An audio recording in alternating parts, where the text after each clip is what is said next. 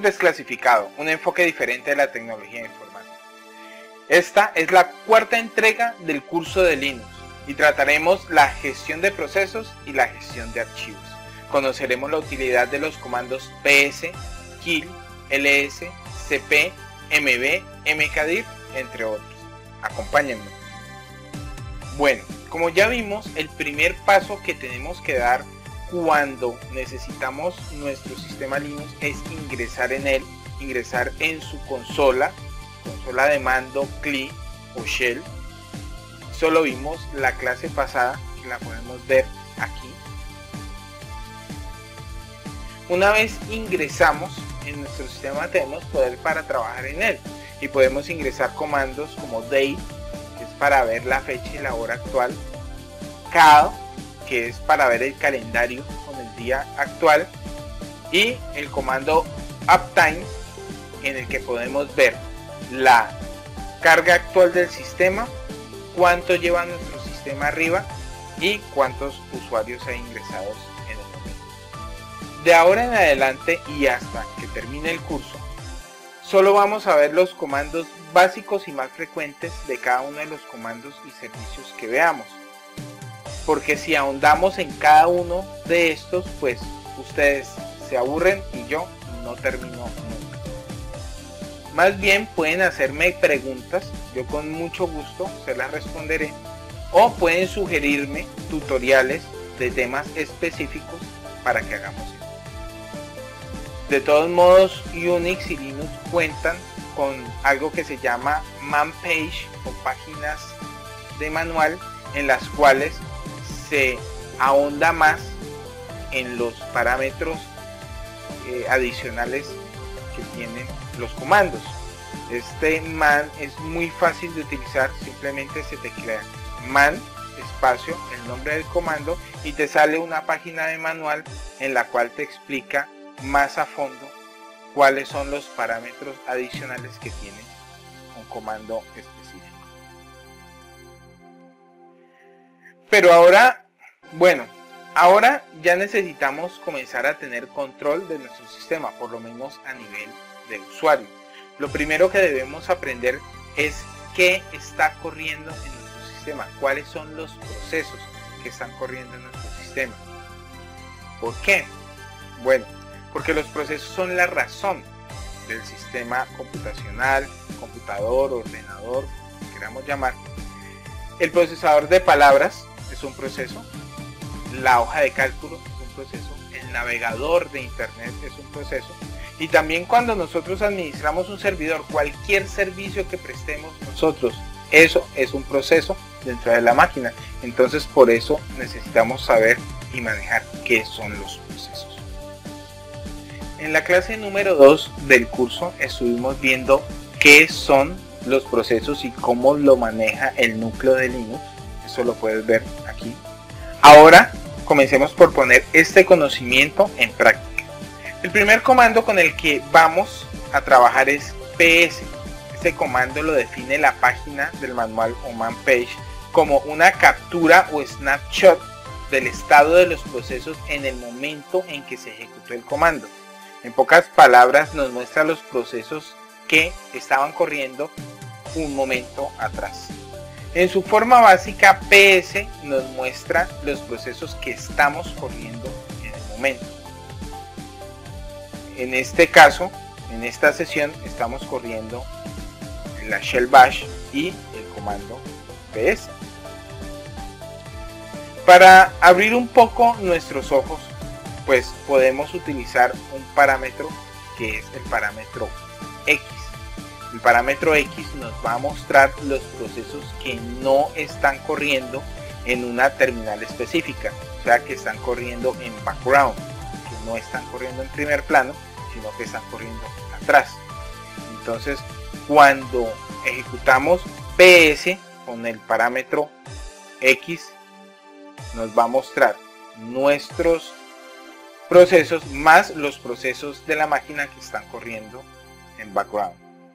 Pero esto no es todo. Si agregamos el parámetro A, que nos muestra los procesos de los usuarios, tendremos un panorama mucho más grande de lo que corre en nuestra máquina. Sin embargo, ¿de qué nos sirve esto si no sabemos quién corre estos procesos? Bueno, si le agregamos a nuestro PSXA el parámetro U, nos mostrará ahora el usuario que está corriendo cada uno de los procesos. Bueno, ¿y ahora qué? Tenemos que comprender el caudal de información que se nos está presentando. La información se nos está presentando en 11 columnas. La primera es user, que es el usuario que está corriendo el proceso.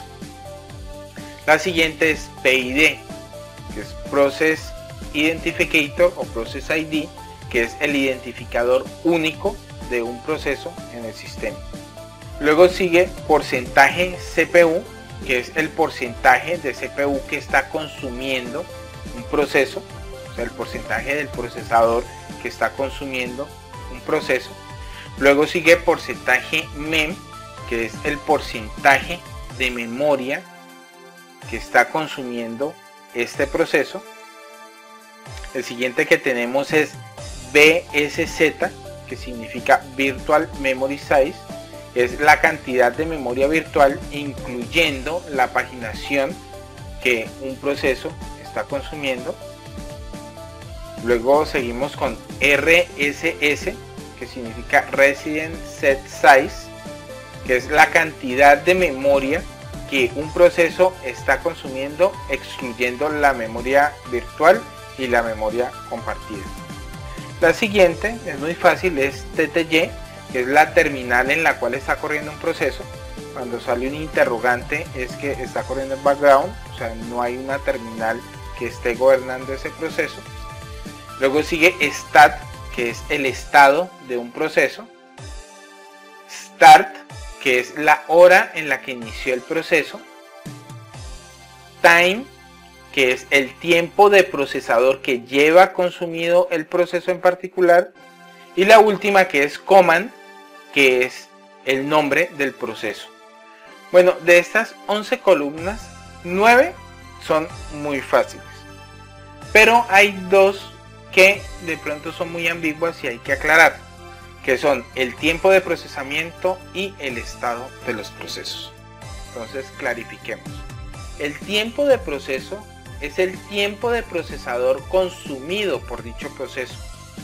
No se refiere al tiempo que lleva activo desde que se ejecutó, sino al tiempo de procesador que ha consumido, ya que el proceso no se encuentra corriendo constantemente consumiendo el procesador, sino que la mayoría del tiempo permanece en espera. ¿Por qué? En los sistemas multitarea no se ejecutan varias tareas al mismo tiempo, aunque pareciera. Simplemente se alternan el uso del procesador entre los procesos. Para dedicarle cierta cantidad de tiempo, el sistema operativo tiene un planificador.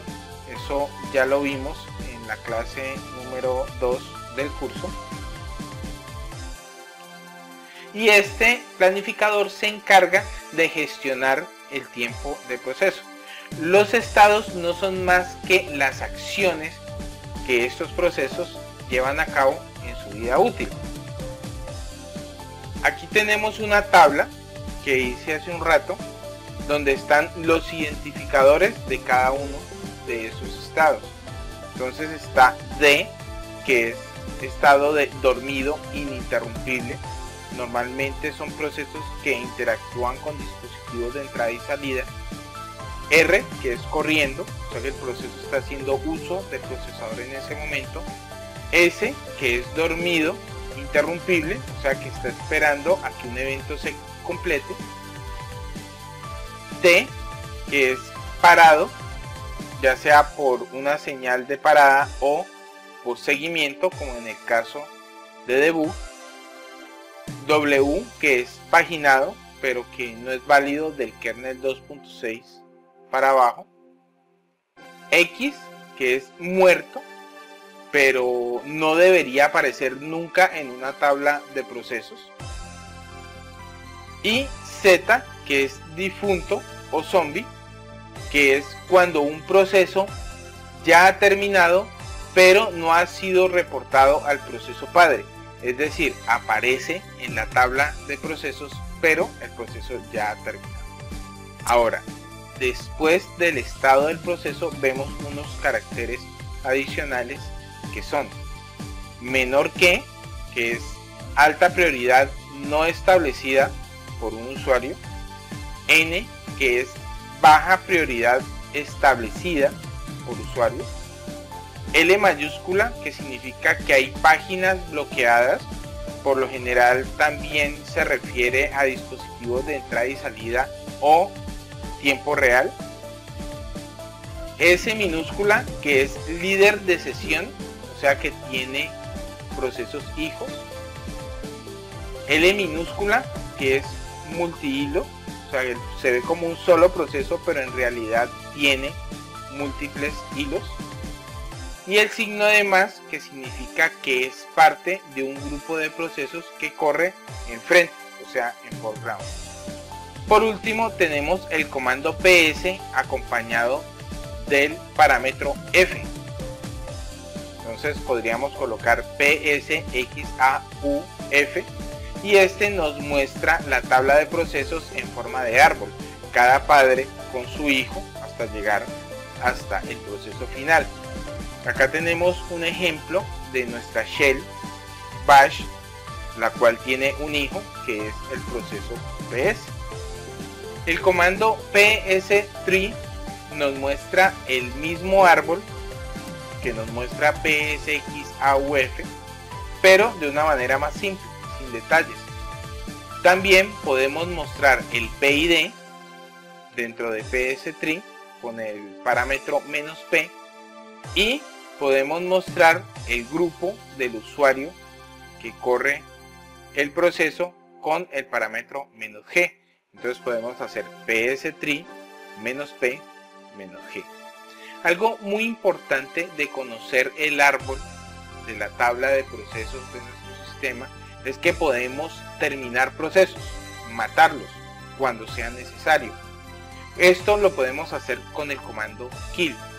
El comando kill tiene la sintaxis de kill, espacio, y el PID del proceso que queremos matar. Entonces tenemos aquí unos ejemplos. Hacemos PSU para ver los procesos que estamos corriendo nosotros como usuario. Entonces vemos dos procesos llamados pico. Estos procesos los vamos a matar de dos formas. Una, de una forma sencilla, dándole kill y el PID del proceso. Entonces nos termina el proceso con sigterm, y el otro lo vamos a matar con kill -9 y el PID. En este caso nos mata el proceso con la señal kill. ¿Recuerdan que en la segunda clase hablábamos de las señales? Bueno, en el primer caso enviamos la señal sigterm, lo que nos terminó el proceso, pero en algunos casos esto no es suficiente. ¿Por qué? Porque el proceso se queda atascado haciendo algo y nosotros necesitamos terminar el proceso inmediatamente. Por eso utilizamos el parámetro -9 que envió la señal de kill y terminó el proceso inmediatamente sin esperar nada. Tenemos otro comando que se llama killall. Killall hace lo mismo que kill, pero no mata por medio del PID, sino por medio del nombre del proceso que estamos ejecutando. Entonces tenemos otra vez nuestro PSU y los dos los vamos a matar con un solo comando, killall. Entonces aquí podemos ver cómo los dos mueren al mismo tiempo con sigterm. Y vamos a repetir el mismo ejemplo con kill all -9. Y aquí vemos cómo los dos procesos mueren con la señal de kill. Esto de las señales los veremos más adelante en detalle cuando estemos viendo la parte de administración del sistema como usuario root. Por ahora nos vamos a enfocar solo en las funcionalidades de usuario. Bueno, hasta aquí dejamos el manejo de procesos por ahora y nos vamos a enfocar en el manejo de archivos. Como ya vimos en la clase número 2, el sistema de archivos está organizado de forma jerárquica, es decir, carpetas que contienen subcarpetas en forma de árbol y estas contienen a su vez ficheros. Bueno, pero ¿cómo visualizamos todo esto? Para esto nos ayudaremos del comando ls. El comando ls nos muestra los archivos y los ficheros que tenemos en el punto donde estamos parados, si lo ejecutamos solo como ls. ls con el parámetro "-l" nos enseña la misma información, pero con datos detallados. Primero, permisos de archivo. Luego, la cantidad de links luros o literales que hacen referencia a nuestro archivo. El usuario propietario, el grupo propietario, el tamaño del archivo. En el caso de los directorios, él toma un valor en relación al tamaño de los bloques del sistema, que en este caso son 4K. La fecha y hora de la última modificación del archivo, que son las 3 columnas que siguen. Y para finalizar, el nombre del archivo. El parámetro "-a" nos muestra los archivos ocultos. Y digo ocultos porque simplemente son precedidos por un punto que el ls predeterminadamente no lee. Entonces podemos dar el comando ls-a o ls-la combinando los parámetros. Para aclarar, cada vez que hacemos ls vamos a ver dos directorios en todas las carpetas donde estemos. Estos directorios son el punto y el 2 puntos. Estas carpetas o directorios son simbólicos y actúan como una brújula para nosotros ubicarnos en el sistema. El directorio punto significa la carpeta donde estamos actualmente. Es decir, si nosotros hacemos pwd, vemos que estamos parados en /home/fox. Eso es representado dentro de ese directorio como punto. Entonces daría lo mismo referenciar punto o referenciar /home/fox estando parados en este punto. Lo mismo pasa con el directorio punto punto. El directorio punto punto representa al directorio anterior al que estamos parados. En este caso sería /home. Por ende, cualquier referencia que hagamos estando parados en /home/fox a punto punto, estaríamos hablando a /home. ls también nos permite hacer un barrido de las carpetas y subcarpetas de forma recursiva. Esto lo podemos hacer con el parámetro "-r" mayúscula. Cuando queremos saber los detalles de un archivo, podemos hacer ls-l y el nombre del archivo. También lo podemos hacer en grupos de archivos utilizando el comodín asterisco, colocándolo en los archivos que preceden o anteceden determinada cadena de caracteres. Como por ejemplo, queremos listar todos los .jpg que tenemos en nuestro directorio, lo podemos hacer con *.jpg. También queremos listar todos los archivos que comiencen por ala, entonces ejecutamos el ls ala asterisco y nos va a mostrar todos los archivos que comiencen por ala. ls soporta todos los comodines de expresión regular, pero esto lo vamos a ver cuando estemos viendo Shell Script más adelante. Esto de mirar los detalles de un archivo con solo el ls-l no funciona con los directorios. ¿Por qué? Porque cuando ejecutamos ls-l a un directorio, este nos muestra el contenido del directorio. Entonces, para poder ver los detalles de un directorio tenemos el parámetro "-d", que funcionaría de la misma forma que, como vimos con los archivos, anteriormente. Nos muestra los detalles. Ahora, para poder ver el tamaño de una mejor forma, una forma más entendible, pues LS también soporta el parámetro "-h", que significa formato legible al humano, y nos permite ver los tamaños de los archivos en bytes, kilobytes, megabytes, gigabytes y terabytes. Como truco, hay una versión resumida del ls-l, que es el comando ll, que es soportado por muchas versiones de Unix. Y para terminar con el comando ls, tenemos el parámetro "-color". Este parámetro es muy útil porque nos muestra en colores los archivos y directorios, teniendo como base su extensión y sus permisos.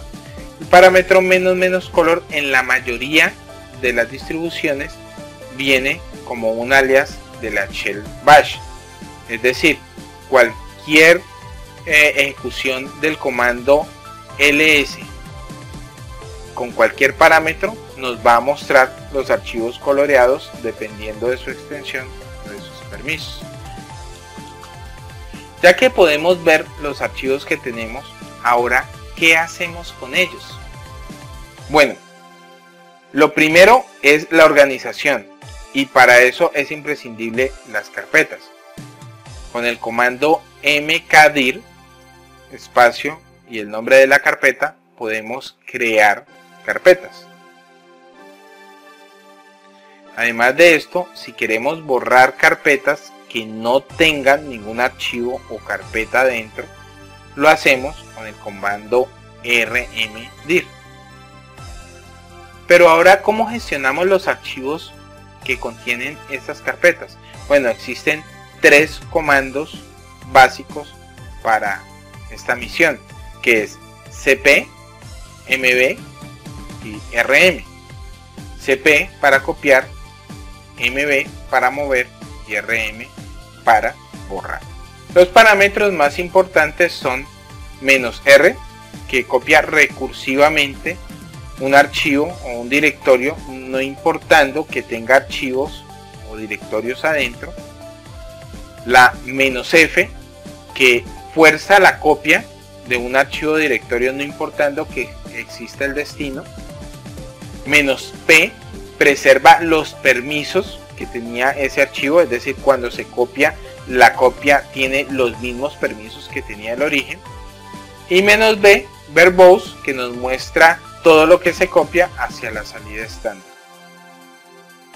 "-b" no es muy recomendado cuando estás conectado por SSH o alguna sesión remota y haces copias de muchos archivos, ya que como tiene que mostrar a la salida estándar todo archivo que copia, eso puede demorar la misma copia. Pasando a RM, en su forma básica, RM solo borra archivos que se le indiquen, no borra directorios.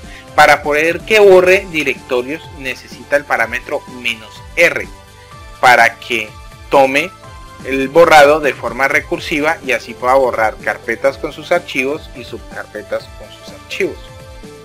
También se le puede indicar el parámetro "-f", para que fuerce el borrado de algunos archivos. Como en otros comandos, el RM también funciona con comodines, es decir, puedes borrar con rm-rf asterisco en la carpeta donde te encuentras y borrará todo lo que hay de allí para abajo de forma recursiva. Pero cuidado con este comando, porque no vas a querer hacer rm a la raíz, porque esto te va a causar un severo dolor de cabeza. Y de estos 3, el que queda es mb. mb nos mueve un archivo de una ubicación del disco a otra, o de una carpeta a otra.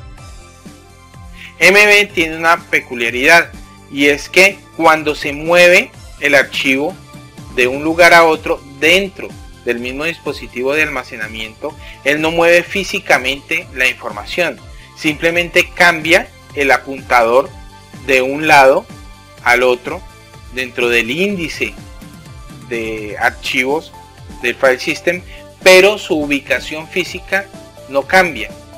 Cuando movemos de un dispositivo de almacenamiento a otro dispositivo de almacenamiento, sí se comporta haciendo una copia hacia el otro dispositivo y borrando el origen. Por eso es que cuando copiamos dentro de un mismo dispositivo de almacenamiento es más lento que cuando simplemente lo movemos, porque cuando lo movemos solo cambia el apuntador, mientras que cuando copiamos estamos generando una duplicación de los datos que tienen que ser escritos en otra ubicación del disco. Ahora que tenemos las herramientas para gestionar nuestros archivos, podemos ir más allá y podemos efectuar búsquedas en nuestro sistema. Esto lo hacemos con el comando find. La sintaxis del comando find, la sintaxis básica, es la siguiente: find, ruta, -name y la expresión para buscar el archivo que queremos encontrar.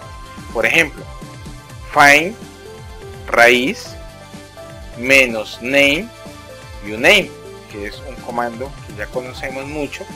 Entonces él nos busca en la raíz el comando uname de forma recursiva. Estamos utilizando dos mayor que, el /dev, el /null, para que no nos muestre los mensajes de error, ya que como estamos como un usuario y estamos buscando en todo el sistema desde la raíz, entonces nos va a sacar algunos errores de permisos. No queremos que salgan, entonces por eso vamos a redirigir el error estándar hacia el /dev, el /null. Con find también podemos hacer búsquedas con comodines, como por ejemplo asterisco. Un ejemplo puede ser find /-name lib asterisco, y esto nos va a mostrar todos los archivos que contengan al principio lib. También podemos usar find /-name asterisco lib, y esto nos va a mostrar todos los archivos que terminen en lib. Para terminar el ejemplo, podemos colocar find /-name asterisco lib asterisco, y nos va a mostrar todos los archivos que encuentre donde dentro de la cadena de caracteres se encuentre lib. Como en el caso de los comandos anteriores, find también soporta expresiones regulares, pero vamos a dejar las expresiones regulares de find para una clase futura en la cual solamente vamos a dedicar al comando find. Para finalizar, tenemos aquí una herramienta muy útil para la gestión de archivos y de dispositivos de almacenamiento. Se llama MC. El programa MC, o Midnight Commander, comandante de medianoche, es un clon de una utilidad para DOS que se llamaba Norton Commander, desarrollada por el famoso hacker de DOS Peter Norton. MC, por su lado, fue desarrollado por el en ese entonces joven mexicano Miguel de Icaza, conocido contribuidor del software libre en proyectos como Gnome y Mono, siendo MC su primer proyecto como contribución a GNU. De Icaza elaboró una herramienta maravillosa que aún hasta hoy ha sido portada a la mayoría de los sistemas operativos tipo Unix, y también existe una versión de MC para Windows. Bueno, cuando entramos al MC podemos observar que está dividido en 5 partes diferentes: un menú superior, un panel izquierdo, un panel derecho, un prompt de shell para ejecutar comandos y un menú de teclas de función. La barra del menú nos muestra las opciones del panel izquierdo, las opciones del panel derecho, las funciones de archivos, las utilidades y las opciones del programa. Cada panel independiente nos muestra dos vistas de dos ubicaciones diferentes del sistema. También nos indica la utilización del dispositivo de almacenamiento en el que estamos parados en ese momento, con su utilización y el total del dispositivo de almacenamiento. El prompt nos permite ejecutar cualquier comando de shell. Con la combinación de teclas Control O desaparecemos la interfaz del MC, lo que nos muestra la salida estándar del shell, y si queremos ver otra vez la interfaz del MC, volvemos con Control O de nuevo. El menú de teclas de función es la parte más útil de este programa, ya que nos permite hacer las mismas funciones con los comandos que acabamos de ver, pero en un ambiente pseudográfico. Pseudográfico porque utiliza las librerías Ncurses y Slang para dibujarnos en la pantalla con caracteres una interfaz. Entonces las teclas de función son F1 para ayuda, F2 para el menú de usuario, F3 para ver, F4 para editar, F5 para copiar, F6 para mover o renombrar, F7 para crear un directorio, F8 para borrado singular o también recursivo, F9 para el menú de los paneles y F10 para salir de la aplicación. Y bueno, así llegamos al final de esta cuarta clase de nuestro curso de Linux. Ya vamos adentrándonos más en lo que es nuestro sistema operativo, y no olviden que lo que aprenden aquí no solo se aplica en el sistema operativo Linux, sino que la mayoría también se aplica en todos los sistemas parecidos a Unix o basados en Unix. Si les gustó, hagan clic en la manito y no olviden suscribirse a mi canal y compartan con todas las personas que crean que necesitan esta información. También nos pueden seguir en Facebook para enterarse de todo lo que vamos publicando. Yo soy EFOC Desclasificado, un enfoque diferente de la tecnología informática. Hasta la próxima.